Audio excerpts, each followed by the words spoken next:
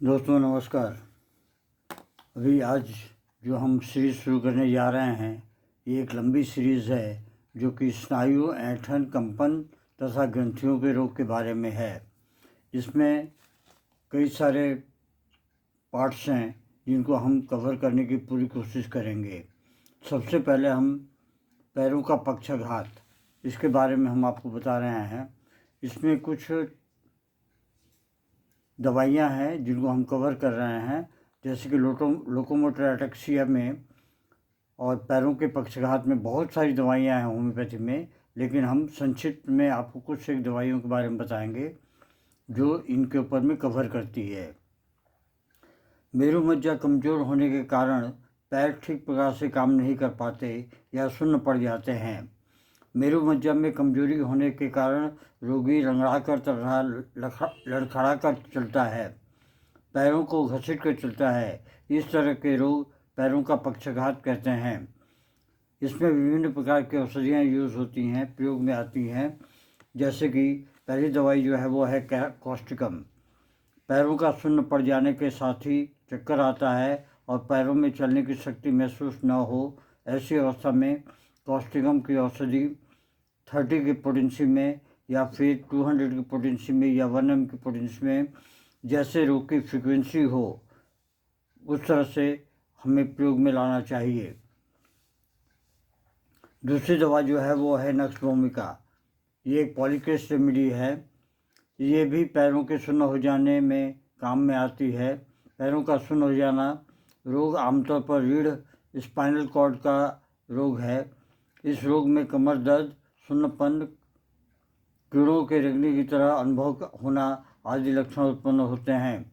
इस तरह के रोग में नक्स भूमिका औषधि 30 की पोटेंसी में बहुत ज़्यादा लाभदायक है। इस रोग में पैर सुन्न हो जाने के कारण रोगी को सुबह चलने फिरने में बहुत कठिनाई होती है। घुटने के पीछे के खोल सख्त पड़ जाते हैं। कमर के चारों तरफ कपड़ा कसा हुआ महसूस होता है। बिस्तर पर लेटे रहने की इच्छा रहती है। पीठ एवं पैर सुन्न हो जाते हैं तथा त्वचा पर कीड़े का रेंगने के जैसा महसूस होता है। इस तरह के लक्षण में अधिक ठंड लगने का या अति विषय भोग के कारण उत्पन्न हुआ हो तो रोगी को नक्स भूमिका औषधि की 30 या 200 की या 1 m की पोटेंसी, 1 m हो तो एक बार, 30 हो तो कम से कम 3 से 4 बार और 200 हो तो सुबह एक बार, शाम को एक बार, 2 बार दें। इसकी अगली दवा जो है वो है कैलिब्रोम। कैलिब्रोम यदि पैरों में सुन्नपन आ जाने के कारण पैर ठीक से काम नहीं करते हैं, रीढ़ की हड्डी और टांगों में सुन्नपन महसूस होता हो, पैरों में झंझनाहट महसूस होती हो, शुरू में काम शक्ति बढ़ जाती है, परंतु जो जो रोग बढ़ता है तो काम शक्ति कम हो जाती है। रात को स्वप्नदोष होने के साथ ही रोगी चिंतित व खिन्न रहने लगता है। रोगी की स्मरण शक्ति भी नष्ट हो जाती है। शब्द याद नहीं रहते, जिससे कुछ बोलने पर बीच का शब्द याद नहीं आता है। रोगी को अपने जीवन से निराशा सी महसूस होती है। उसे ऐसा लगता है कि वह अब अपने जीवन में कुछ नहीं कर पाएगा। रोगी को किसी से बात करने की या किसी के साथ रहने की इच्छा नहीं होती। काम करने में मन नहीं लगता। ऐसे लक्षण रोगी में कामुकता का जीवन अधिक समय तक व्यतीत करने के कारण होता है। इस तरह के लक्षणों से पीड़ित रोगी को कैलिब्रोम शक्ति की औषधि की 12 की पोटेंसी दिन में कम से कम 5 बार दें। ये बहुत उन्हें लाभदायक सिद्ध होती है। इस औषधि के सेवन के समय यदि खाने में नमक का प्रयोग न करें तो अधिक लाभ होता है। अगली जो दवा है वो है फास्फोरस। फास्फोरस पैरों के पक्षाघात में यदि रीढ़ के ऊपर से नीचे तक जलन महसूस हो तो फास्फोरस औषधि 30 की पोटेंसी में बहुत ही लाभदायक सिद्ध होती है।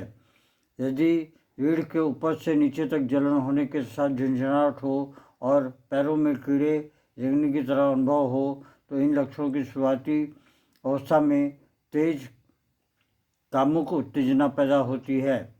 ऐसे लक्षणों में रोगी को फास्फोरस औषधि की 30 की पोटेंसी दें। 30 की पोटेंसी को कम से कम दिन में 3 से 4 बार दें। यह औषधि अधिक कामुक इच्छा को शांत करती है। अगली जो दवा है वो है हमारी साइलिसिया। साइलिसिया एक बहुत ही उत्तम और लाभकारी दवा है। इसमें रीढ़ के रोग में भी यह लाभकारी होती है। रीढ़ के स्नायु तंतुओं का रीढ़ तथा हाथ पैर पर विशेष प्रभाव पड़ता है। रोगी को कमर में ऐसा दर्द होता है जैसे किसी ने कमर पर बहुत पीटा हो। रोगी अधिक देर तक बैठता है तो उसके रीढ़ की हड्डी के निचले भाग में दर्द महसूस होने लगती है। टांगें भी कांपने लगती हैं। सुबह के समय पैरों में अधिक थकावट महसूस होती है, जिससे रोगी को चलने फिरने में कठिनाई महसूस होती है। अगर वीर्यपात होता है तो इससे जो है ये समस्या जो बढ़ जाती है। उंगलियां कड़ी हो जाती हैं, उनमें ताकत नहीं रहती। रोगी जिस कबट लेटता है वो सुन्न हो जाता है। इस तरह के लक्षणों में साइलिसिया बहुत ही लाभकारी सिद्ध होती है। इसके अलावा पैरों के पक्षाघात के रोग में पीड़ित रोगी को साइलिसिया औषधि की 30 की पोटेंसी कम से कम दिन में 4 बार दें। ये रही आज के लोकोमोटर एटेक्सिया के बारे में या फिर टेप्स डॉर्सेलिस के बारे में संक्षिप्त जानकारी। आशा है ये वीडियो आपको पसंद आएगी। अगर पसंद आए तो आप काइंडली इसे लाइक शेयर और सब्सक्राइब करें। जय Hind. Long live homeopathy, long live Hahnemann.